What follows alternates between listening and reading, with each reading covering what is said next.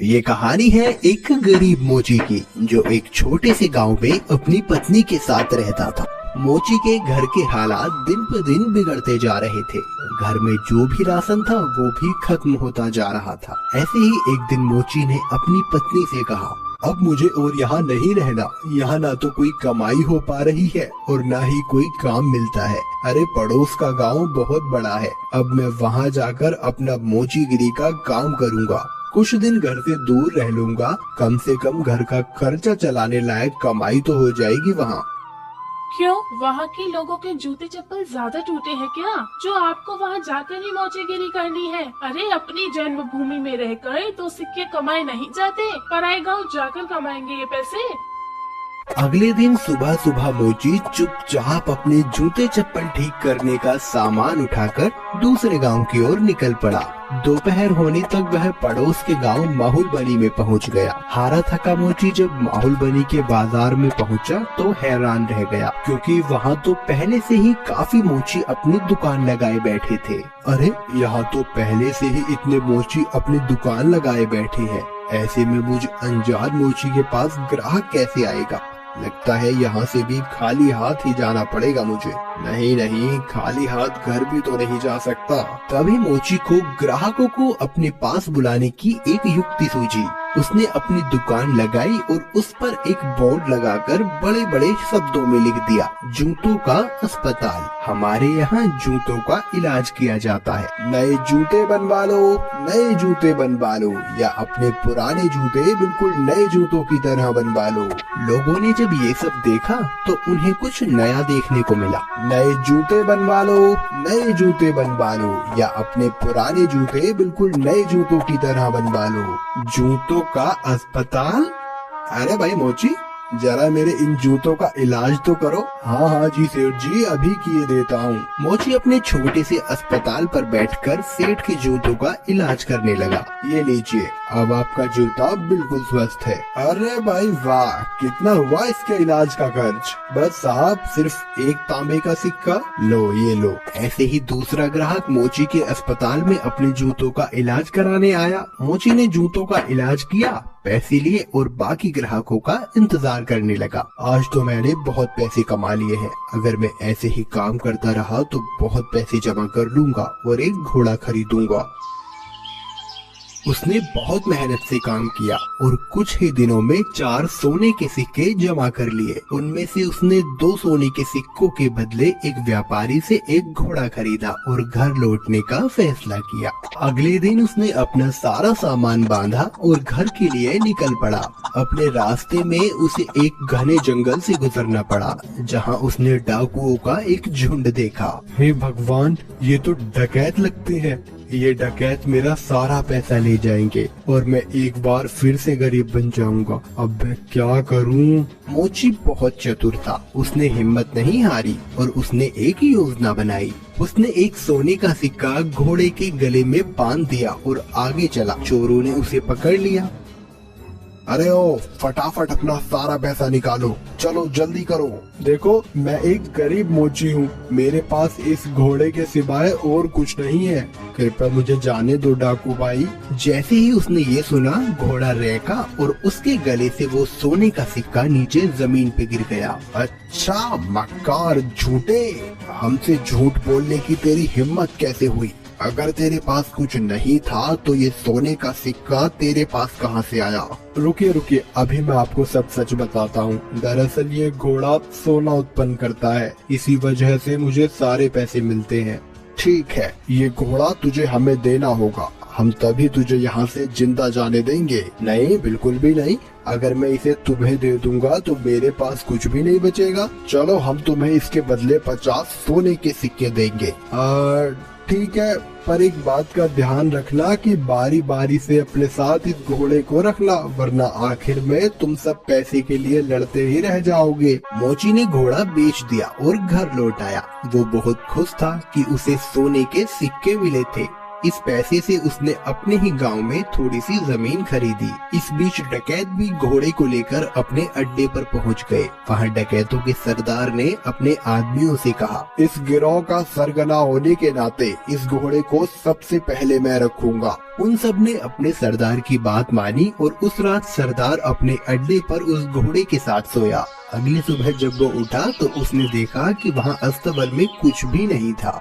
उसने पूरा अस्तबल सही से देखा पर उसे कुछ नहीं मिला। वो जान गया कि इस मोची ने उसे बेवकूफ बनाया है। इस बीच एक और डकैत वहाँ आया। सरदार, आपको सोना मिला? हमें भी बताइए कि कितने सोने के सिक्के घोड़े ने उत्पन्न किए। तुम खुद ही ये पता लगा लोगे जब आज रात तुम खुद ही इस घोड़े को रखोगे।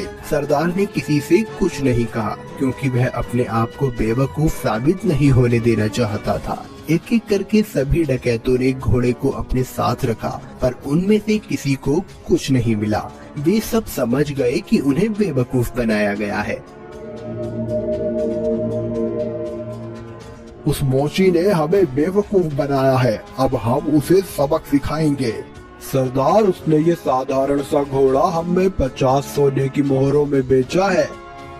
हम उससे अपना पैसा वापस लेंगे और हमें धोखा देने की जुर्रत की सजा देंगे। हाँ, चलो चलो। वे सब के सब मोची के घर की तरफ निकल पड़े। मोची अपने खेतों में काम कर रहा था। उसने सभी डकैतों को अपने घर की तरफ आते हुए देख लिया। मोची जल्दी से अपने घर में गया और अपनी पत्नी से बोला, अरे भाग्यवान, मेरी बात ध्यान से सुनो। अभी एक डकैतों का झुंड यहाँ आएगा और जब वो मेरे बारे में पूछे तब तुम उनसे कहना कि मैं खेतों में काम कर रहा हूँ। फिर हमारे कुत्ते जबरा को भेजना मुझे बुलाने के लिए। ये कहकर वो अपने घर के पीछे छुप गया। कुछ देर के बाद चोर वहाँ आ पहुँचे। वो मोची कहाँ है? बुलाओ उसे, हम उससे बात करना चाहते हैं। वो तो खेत पर गए हुए हैं। आप रुकिए, मैं अभी अपने कुत्ते को भेजती हूँ उन्हें बुलाने के लिए। जबरा, तनिक अपने मालिक के पास तो जाना और जाकर उनसे कहना कि कुछ लोग उनको बुलाने आए हैं। ये सब क्या है? क्या जबरा सचमुच तुम्हारे पति को यहाँ ले आएगा? जरूर, वो हर बात समझता है। जब वो खेत पर होते हैं और मुझे उनसे बात करनी होती है तो मैं बस जबरा को उनके पास भेज देती हूँ और जबरा मेरी बातें उन तक पहुँचा देता है। डकैत मोची की पत्नी से बात कर रहे थे, तभी मोची वहाँ आ पहुँचा। ओह डकैत भाई, आप आए हैं। जबरा ने मुझे बताया कि आप मुझसे कुछ बात करना चाहते हैं। हमें तुम्हारे इस घोड़े से कुछ नहीं मिला। तुमने हमें धोखा दिया, हमसे झूठ बोला।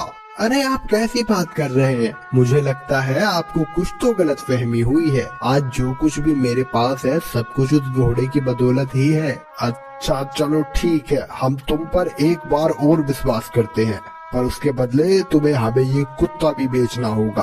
अरे नहीं, बिल्कुल भी नहीं, मैं इस कुत्ते को तुम्हें नहीं बेच सकता। अरे चलो, हम इसके लिए तुम्हें 40 सोने के सिक्के देंगे। थोड़ा इनकार करने के बाद मोची सहमत हो गया कुत्ता बेचने के लिए।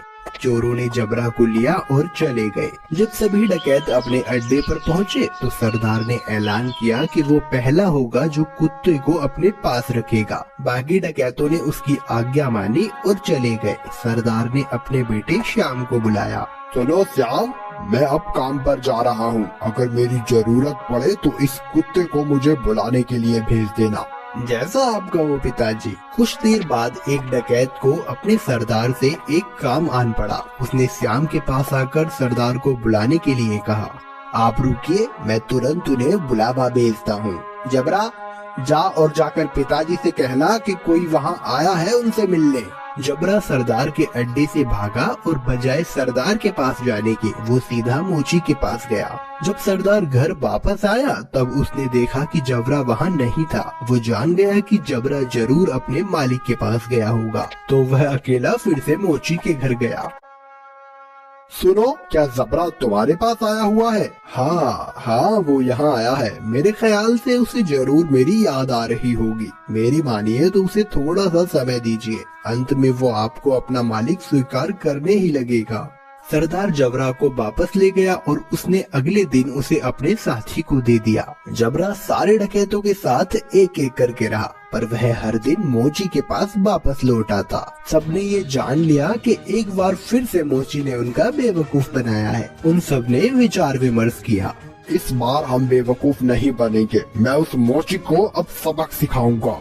इस बार सारे डकैत मोची के घर पहुँचे। उन्होंने मोची की एक न सुनी और मोची को एक बोरे में डाला और उसे लेकर वहाँ से चल दिए उसे सबक सिखाने के लिए। मोची चुपचाप बोरे में पड़ा रहा। रास्ते में वे सब एक मंदिर के पास से गुजरे, तभी एक डकैत ने कहा, सरदार, गर्मी बहुत ज्यादा है, क्यों ना कुछ देर यहीं आराम किया जाए। सरदार भी उसकी बात मान लेता है और मोची को वहीं छोड़कर मंदिर में आराम करने के लिए चले जाता है। सुअरों का एक झुंड वहाँ से गुजर रहा था और जब मोची ने सुअरों के झुंड की आवाज सुनी तो मोची को एक उपाय सूझा और उसने तेज आवाज में चिल्लाना शुरू किया, मैं ऐसा नहीं करूँगा, मैं ऐसा नहीं करूँगा, मुझे छोड़ दो, मुझे जाने दो। सुअरों के मालिक ने उसकी आवाज सुनी और वो उसकी ओर आया। अरे रुको रुको, क्या हुआ, तुम क्या नहीं करोगे? किसने तुम्हें इस बोरे में डाला? वो मेरी शादी जबरदस्ती जमींदार की बेटी से करवाना चाहते हैं, पर मैं शादी नहीं करवाना चाहता। क्यों भाई, क्या तुम पागल हो? अगर मैं तुम्हारी जगह होता तो मैं यकीनन उसकी लड़की से शादी करता। अगर ऐसी बात है तो आओ, मैं तुम्हें बोरे में डाल देता हूँ और तुम जाकर उसकी लड़की से शादी कर लो। सचमुच?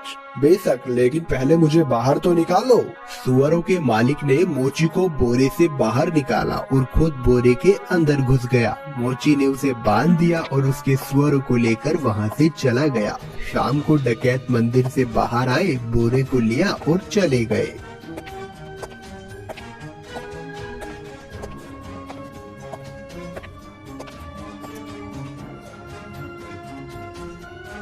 क्यों ना इस मोची को हम यहाँ इस कीचड़ में फेंक दें, ये इसे अच्छा सबक मिल जाएगा। डकैतों ने उसे कीचड़ में फेंक दिया और वहाँ से चले गए। वापस आते हुए उन्होंने मोची को सड़क पर देखा और वो हैरान रह गए। अरे तुम यहाँ कैसे पहुँचे? डकैत भाई, उस कीचड़ के नीचे एक जादू स्थान था और वहाँ बहुत सारा सोना था और बहुत सारे सुअर उस सोने की रखवाली किया करते थे। मैं इन सुअरों की मदद से वहाँ से वापस आया और कुछ सोना भी अपने लिए लेकर आया हूँ। अब फिर से वहीं जा रहा हूँ। अरे सुनो, हमें तुम उस जादुई स्थान पर ले चलो और खबरदार, तुम वहाँ रखे सोने को अब हाथ भी नहीं लगाओगे। पर मैं, अरे जैसा मैं कहता हूँ वैसा करो। ठीक है, अगर तुम जोर देते हो तो। डकैतों का झुंड उस कीचड़ के पास आ पहुंचा और एक एक करके कीचड़ में कूद गया, लेकिन किसी के हाथ कुछ न लग सका और इस तरह फिर एक बार मोची ने अपनी चतुर